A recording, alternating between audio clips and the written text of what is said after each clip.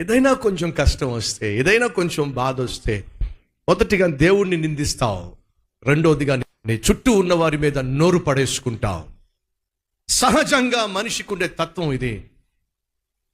యోబు నా బిడ్డలను పోగొట్టుకున్నాడు, ఆస్తిని పోగొట్టుకున్నాడు, అంతస్తును పోగొట్టుకున్నాడు, ఆరోగ్యాన్ని పోగొట్టుకున్నాడు, అన్నీ పోగొట్టుకున్నాడు, అందరినీ పోగొట్టుకున్నాడు, అనాథగా మిగిలిపోయాడు, బూడిదలో కూర్చున్నాడు. భార్య వచ్చి అంటుంది, చస్తే బెటర్ నువ్వు. కొంతమంది భార్యలా బాణాలా ఏమండి, ఆదరించడానికి బదులుగా, అండగా నిలబడడానికి బదులుగా వచ్చి చావచ్చుగా నువ్వు.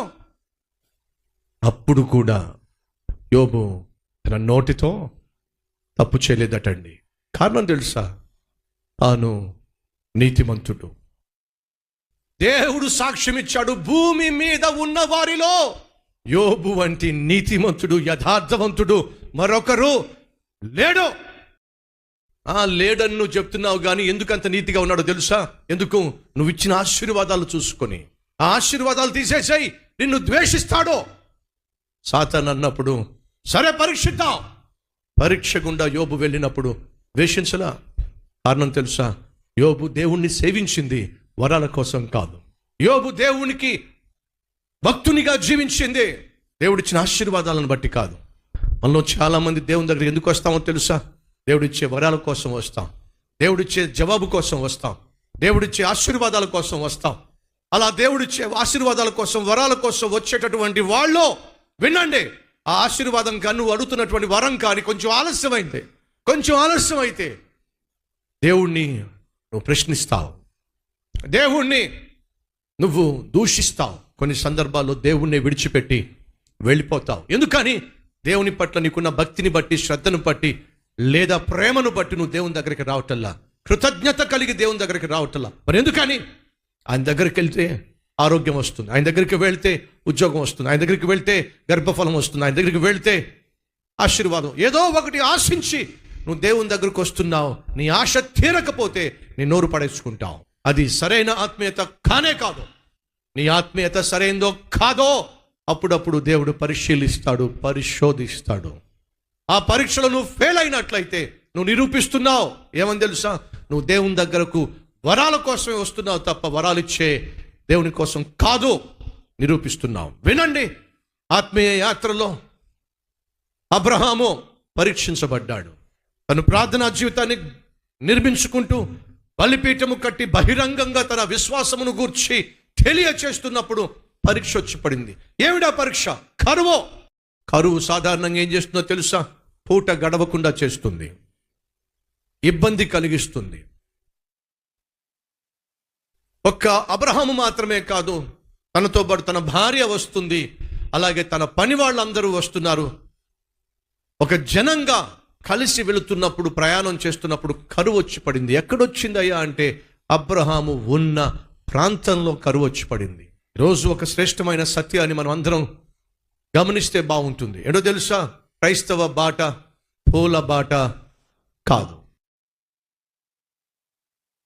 మనలో చాలా మంది తప్పుడు సిద్ధాంతాలు బోధిస్తూ ఉంటారు. యేసుక్రీస్తు నమ్ముకోండి, కష్టాలు రావు. యేసుక్రీస్తు నమ్ముకోండి, రోగాలు రావు. యేసుక్రీస్తు నమ్ముకోండి, బాధలు రావు, శ్రమలు రావు, ఆర్థిక ఇబ్బందులు రావు, కుటుంబంలో సమస్యలు రావు. రకరకాల ఇలాంటివన్నీ చెప్తూ ఉంటారు. నిజమేనేమో అని చెప్పి వాళ్ళు యేసయ్య దగ్గరకు వచ్చిన తర్వాత కష్టాలు వస్తే, శ్రమలు వస్తే, వ్యాధులు వస్తే, బాధలు వస్తే, ఇరుకు ఇబ్బందులు వస్తే, ఏం దేవుడు, మాయదారి దేవుడు, ఇవేమీ ఉండవని చెప్పేగా ఇక్కడికి వచ్చింది.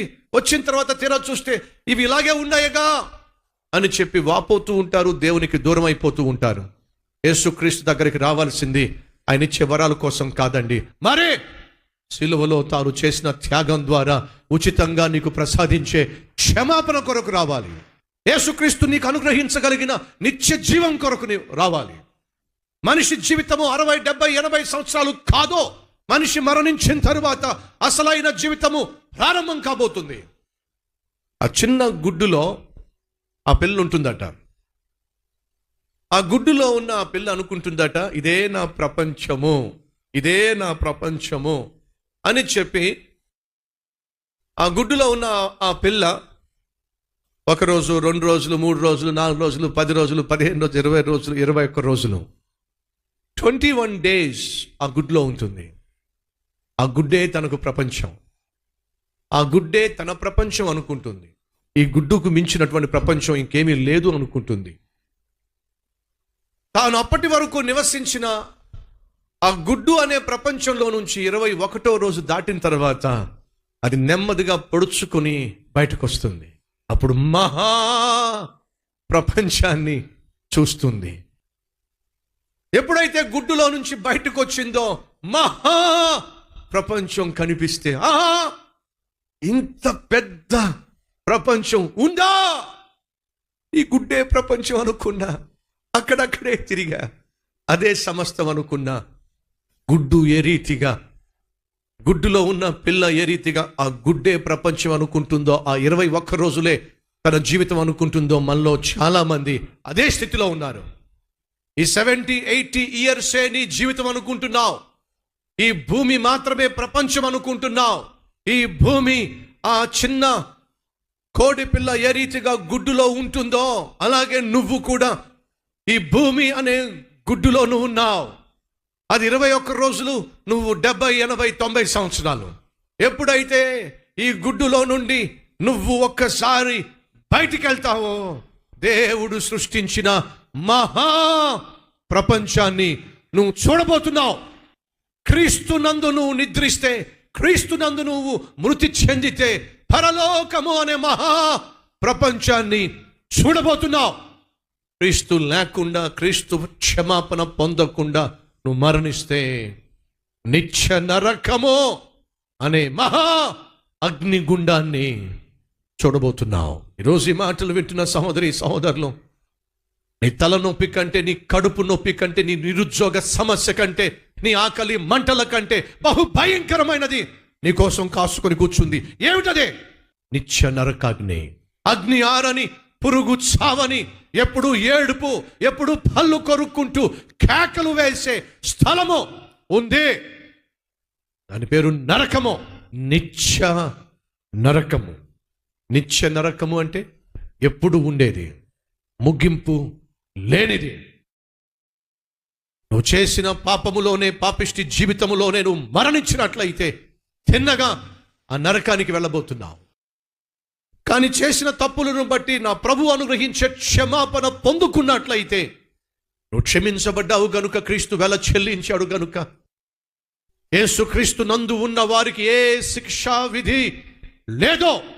రోమీలకు రాసిన పత్రిక 8వ అధ్యాయము 1వ వచనంలో ఈ మాట ఉంటుంది. ఏమని? క్రీస్తు యేసునందు ఉన్న వారికి ఏ శిక్షా విధి లేదో. ఎందుకని? యేసుక్రీస్తు నీ కొరకు వెల చెల్లించాడు కాబట్టి, యేసుక్రీస్తు నీ కొరకు మరణించాడు కాబట్టి, యేసుక్రీస్తు నీకు రావలసిన శిక్షంతటిని తన మీద వేసుకున్నాడు కాబట్టి, ఆయనను విశ్వసించిన, ఆయన క్షమాపణ పొందుకున్న ఏ ఒక్కరూ నరకానికి వెళ్ళాల్సిన అవసరం లేదు. ఎందుకని? శిక్ష ఆయన భరించాడు, వెల ఆయన చెల్లించాడు. ఇది సువార్త. ఇది యేసుక్రీస్తును గూర్చిన సత్యవార్త.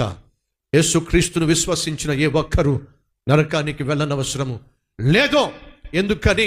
దేవుడు లోకమును ఎంతో ప్రేమించెను కాగా తన అద్వితీయ కుమారుడైన యేసుక్రీస్తునందు విశ్వాసముంచు ప్రతి వాడో నశించక నిత్య జీవము పొందునట్లు ఆయనను మనకు అనుగ్రహించెను. నువ్వు నేను నశించిపోవడం దేవునికి ఇష్టం లేదు కాబట్టి, నువ్వు నేను నరకానికి వెళ్ళడం దేవునికి ఇష్టం లేదు కాబట్టి, దేవుడు తన ప్రియ కుమారుని యేసుక్రీస్తును ఈ లోకానికి పంపించాడు.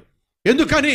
నీ స్థానంలో, నా స్థానంలో మనం చేసిన పాపిష్టి పనులను బట్టి శిక్ష భరించడానికి, నీకు రావాల్సిన శిక్ష నుండి నిన్ను విడిపించడానికి దేవుడే యేసుక్రీస్తుగా ఈ భూలోకానికి వచ్చాడు. దేవుడే నీకు రావాల్సిన శిక్షను తన మీద వేసుకున్నాడు.